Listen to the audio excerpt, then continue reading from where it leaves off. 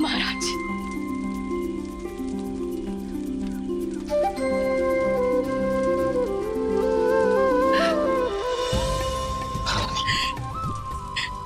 अब ठीक है महाराज। हाँ महारानी, जिसकी आप जैसी धर्मपरायण पत्नी हो, कोई इसका हित कैसे कर सकता है?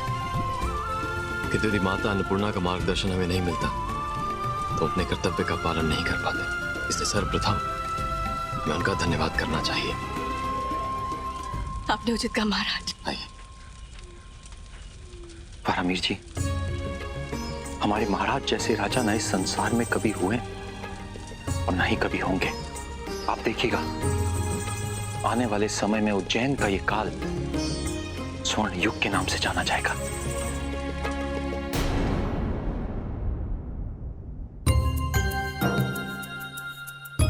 हे माता अन्नपूर्णा, प्रकट होइए, दर्शन दीजिए हमें।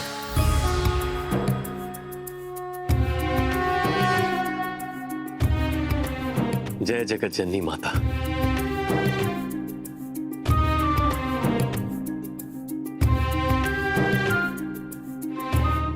हे जगत जननी माता, आपने हमें बहुत बड़े अनर्थ से बचा लिया है। आपको कोटि कोटि प्रणाम माता। पुत्र, हम तुम्हारे शौर्य और साहस से आश्चर्यचकित हैं। तुमने धर्म के लिए अपने प्राणों की आहुति दे दी। हम तुम पर अति प्रसन्न हैं पुत्र। मांगो पुत्र, हम तुम्हें क्या वर दे सकते हैं? हमारी बस एक ही इच्छा है माता, कि हमारे राज्य में जो कुछ भी हुआ वो किसी के भी साथ ना हो, कोई भी व्यक्ति भूखा ना रहे। बस ये इच्छा है हमारी।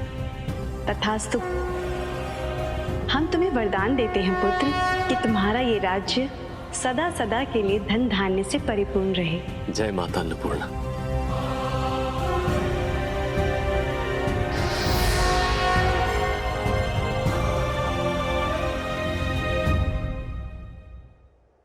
वरामीर जी, राजकोष प्रजा के लिए खोल दीजिए और राज्य में विभिन्न स्थानों पर माता अन्नपूर्णा के नाम से भोजनालय की व्यवस्था की जाए, जहां पर निर्धन एवं अक्षम लोगों को निःशुल्क भोजन कराया जाए। हम नहीं चाहते कि हमारे राज्य में कोई भी भूखा रहे। महाराज, ये तो अत्यंत कल्याणकारी विचार है आपके। आपके आदेश का शीघ्र अतिशीघ्र पालन हो।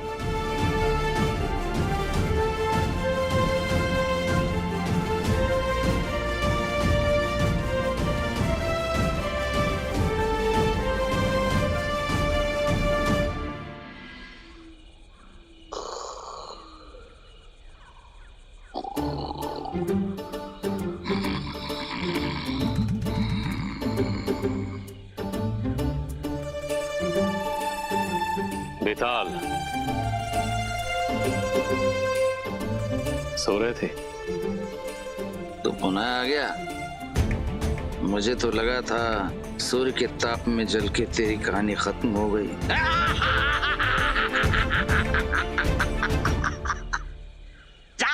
जब तक तुम्हारी कहानी बची हुई है बेताल, तब तक हमारी कथा कैसे समाप्त हो सकती है? तुझे मेरी कथाएं इतनी ही प्रिय हैं।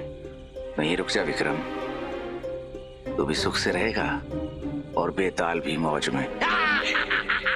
बेताल, तो तुम्हें मौज मनाने कैसे दे सकते हैं? विक्रम, छोड़ छोड़ छोड़ दे विक्रम।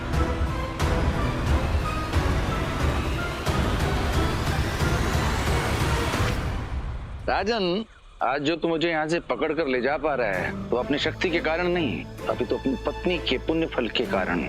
क्योंकि तुझे यदि देवी पद्मिनी ने पुनर्जीवित ना किया होता तो तू अब तक नर्मदा के जल में भस्म के तैर रहा होता। विक्रम, इसलिए कहते हैं कि पत्नी अगर भली मिल जाए तो दुख से भरा ये संसार भी स्वर्ग लगने लगता है, और अगर पत्नी बुरी मिल जाए तो सन्यास का मार्ग तो खुला ही रहता है। राजन, तू सोच रहा होगा कि मैं तुझे पत्नी पुराण बांचने क्यों बैठ गया, किंतु किसी पुरुष के सुख दुख में उसकी उन्नति अवनति में उसकी पत्नी की बहुत बड़ी भूमिका होती है।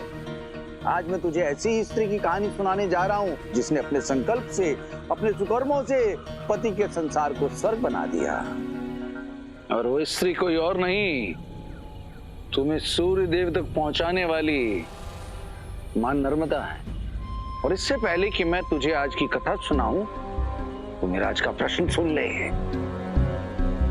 और मेरा आज का प्रश्न ये है कि मां नर्मदा के पापी पति को बचाने के लिए भगवान शिव ने संपूर्ण संसार के जीवन को संकट में क्यों डाला?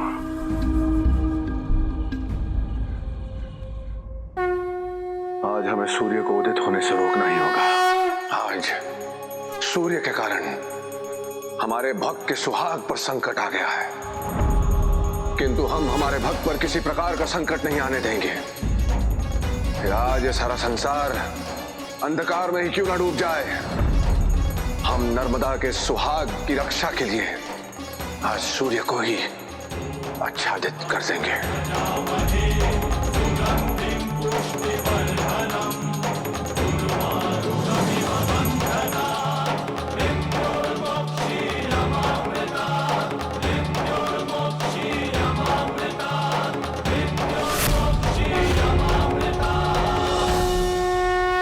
राजन, तू इतना तो समझ ही गया होगा कि मां नर्मदा भगवान शिव की परम भक्त थी। तो सुन राजन, मां नर्मदा की कथा सुन।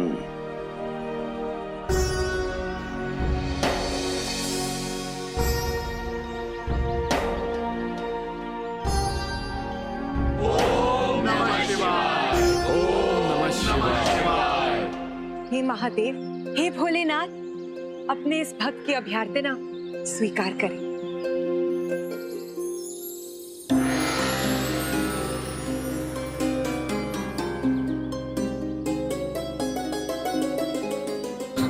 देख रही है ना महारानी, हमारी पुत्री के प्राण तो मानो शिव भक्ति में ही बसते हैं।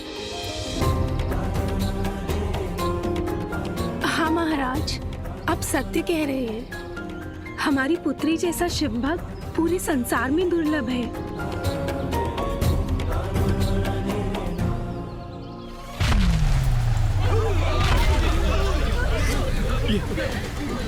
ये क्या हो रहा है? ये धरती में कंपन कैसा? हे महादेव, हे भोलेनाथ, कौन है ये जो आपकी आराधना में व्यवधान डालने का प्रयास कर रहा है?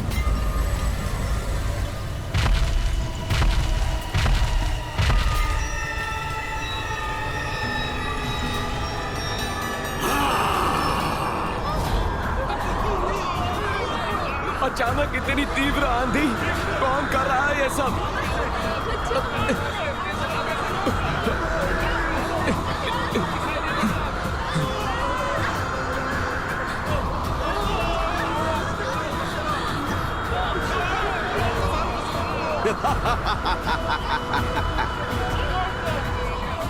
सुंदर, अति सुंदर। ये स्त्री भोजन की नहीं, ये तो भोग की वस्तु है। मेरे सभी वादे का दुस्साहस मत करना। छोड़ दो मुझे, दुष्ट, छोड़ दो मुझे, दुष्ट, छोड़ो मुझे। सुंदर, अति सुंदर, सुंदरी, दुस्साहस नहीं, हम तो तुम पर दया कर रहे हैं। क्योंकि तुम्हारे रूप ने हमें मोह लिया है।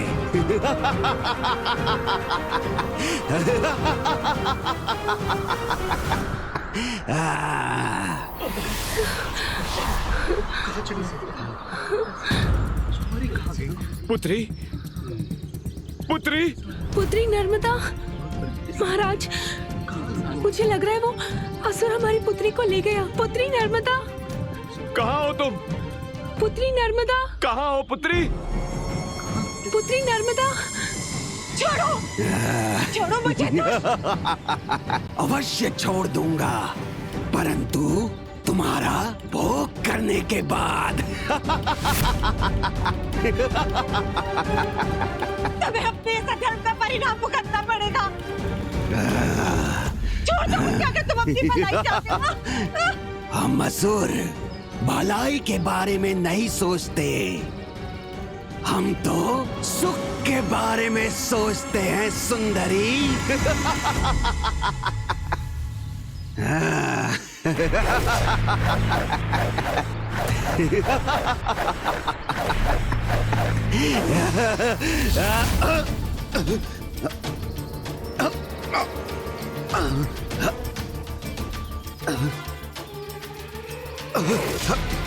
किसने मूर्खता की है मेरे मार्ग में बाधा डालने की?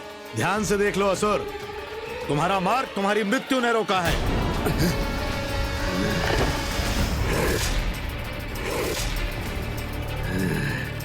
मानव, सबसे पहले मैं तुम्हारा भोजन करूंगा।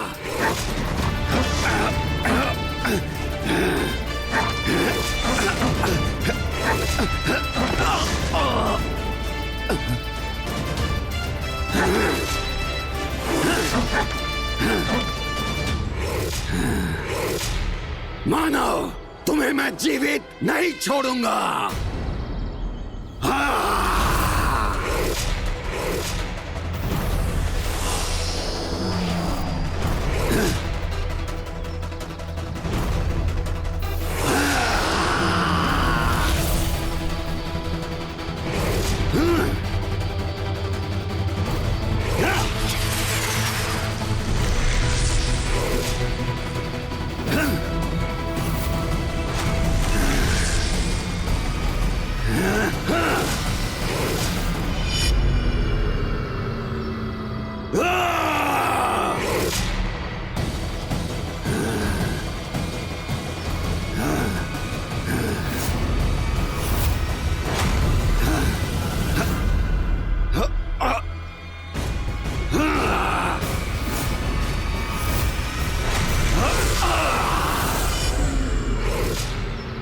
चाहो जितना उछल कूद करो, मेरे ये हाथों से बच नहीं पाओगे।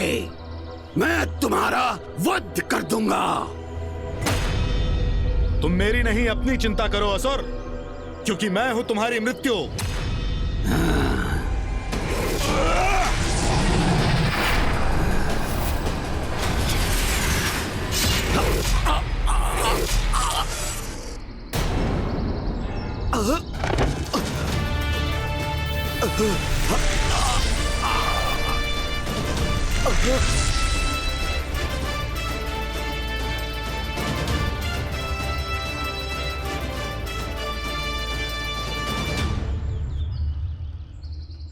राजकुमारी, ये तो आपका सौभाग्य है कि हमारी दृष्टि इस दानव पर पड़ गई और हमने अपने पराक्रम से आपकी रक्षा कर ली। आप ठीक तो हैं?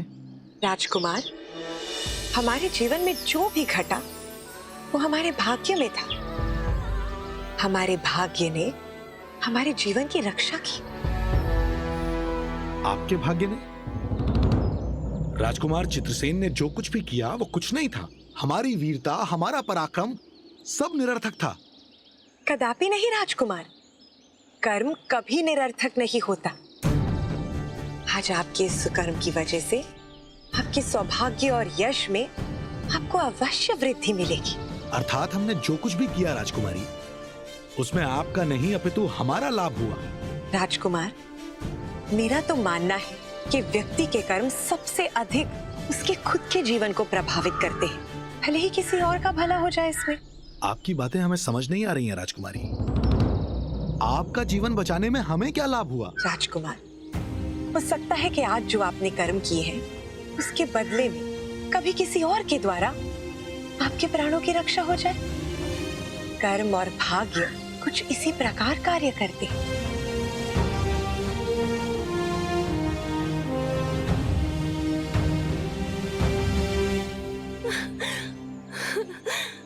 पुत्री नर्मदा, तुम ठीक तो हो ना पुत्री? हम तो तुम्हें पुनः जीवित देखने की आशा ही खो बैठे थे। पुत्री, तुम सकुशल तो हो? उस दानव ने तुम्हारा कुछ अहित तो नहीं किया? पिताश्री, मैं अपने भाग्य से पूर्णतः सकुशल हूँ। भाग्य? आपको अपने भाग्य पर इतना विश्वास है, तब तो आपका ये विश्वास बदलना ही होगा राजकुमारी। राजकुमार चित्रसेन, आपने बहुत बड़े संकट से हमारी पुत्री की रक्षा की है। हम सदैव आपके ऋणी रहेंगे। महाराज, आप अगर चाहें तो इस ऋण से बहुत सरलतापूर्वक उऋण हो सकते हैं। हमको समझे नहीं। महाराज, आपकी पुत्री से हमें प्रेम हो गया है। आप राजकुमारी का कन्यादान हमें कर अपनी पुत्री के समस्त ऋण से उऋण हो सकते हैं। तो सुना विक्रम, ऐसी थी देवी नर्मदा। उनका मानना था कि कर्म से ही भाग्य बनता है और भाग्य से ही कार्य करने का अवसर मिलता है। वे जीवन की प्रत्येक घटना को कर्म और भाग्य का ही परिणाम मानती थी विक्रम। उनका मानना था कि कर्म से ही भाग्य का निर्माण होता है और भाग्य से ही कार्य करने का अवसर मिलता है। वो जीवन की प्रत्येक घटना को कर्म और भाग्य का ही परिणाम मानती थी। किंतु राजन, अब देवी नर्मदा के जीवन का वो अध्याय आरंभ होने वाला था जहां यह निर्धारित होना था कि कर्म और भाग्य की उनकी ये परिभाषा सही है अथवा नहीं। नर्मदा, ये तुम क्या कह रही हो पुत्री? राजकुमार चित्रसेन जैसे वर को भला कोई कैसे अस्वीकार कर सकता है? हाँ पुत्री, ये तो बड़े ही सौभाग्य की बात है कि विवाह का प्रस्ताव स्वयं राजकुमार की ओर से आया है और उन्होंने तुम्हारा जीवन भी तो बचाया है। माता, क्या जीवन बचाने मात्र से राजकुमार का मेरे जीवन पर अधिकार सिद्ध हो जाएगा? और राजकुमार ने जो भी किया वो तो परिस्थितिवश था ना। मेरे जीवन पर आए संकट के समय राजकुमार वहां उपस्थित थे तो केवल इसलिए मैं उनसे विवाह तो नहीं कर सकती। ये तुम्हारा भाग्य ही तो है कि तुम्हारी भेंट राजकुमार चित्रसेन से हो गई और भाग्य से मिले इस वर को तुम्हें अपनाने में आपत्ति क्यों हो रही है? राजकुमार से हमारी भेंट दुर्घटनावश हो गई थी, भाग्यवश नहीं। और जब हमारे भाग्य में लिखा होगा तब हमारा विवाह स्वयं हो ही जाएगा। विक्रम, भाग्य और कर्म का यह जटिल जीवन दर्शन मां नर्मदा के लिए तो सहज था, किंतु उनके माता पिता के लिए समस्या बनता जा रहा था। और इसी प्रयास में उन्होंने अपनी पुत्री नर्मदा का स्वयंवर भी करवाया, जिसमें भाग लेने दूर दूर से राजकुमार पहुंचे। परंतु आपकी बार भी वही रात के 3 पार। भाग्य की प्रतीक्षा में बैठी नर्मदा ने किसी भी राजकुमार के गले में वरमाला नहीं डाली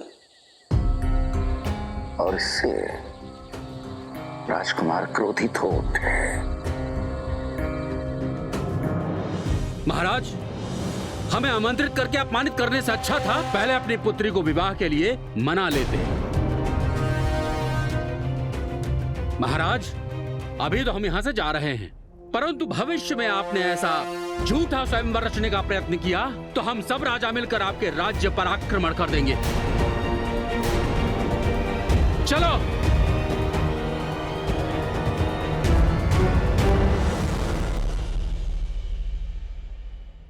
नर्मदा,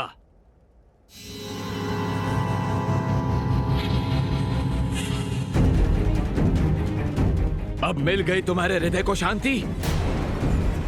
क्या अपने पिता का अपमान देखना भी तुम्हारे भाग्य में लिखा है? पिताश्री, मैं आपको दुख नहीं पहुंचाना चाहती, किंतु सत्य तो ये है कि मनुष्य के जीवन में वही घटता है जो उसके भाग्य में होता है। भाग्य भाग्य भाग्य! क्या तुम्हारा ये भाग्य हट तुम्हारे पिता से बढ़कर है?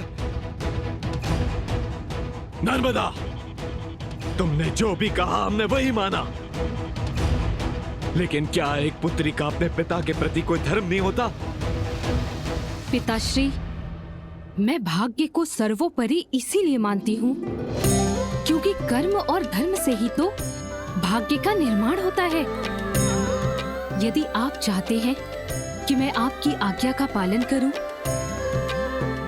तो वही मेरा भाग्य होगा। ठीक है नर्मदा,